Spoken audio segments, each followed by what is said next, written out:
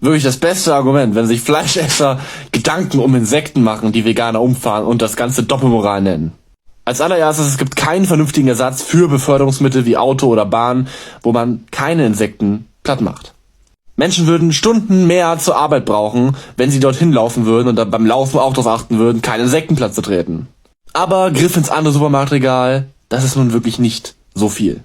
Und mal ehrlich, ja, die meisten Insekten, mit Abstand die meisten Insekten, sterben durch Pestizide auf den Feldern. Und das Ganze nicht, weil Veganer Pflanzen essen, sondern weil 12 bis 20 Mal mehr Pflanzen benötigt werden, um die Tiere zu füttern, als wenn man einfach die Pflanzen direkt isst.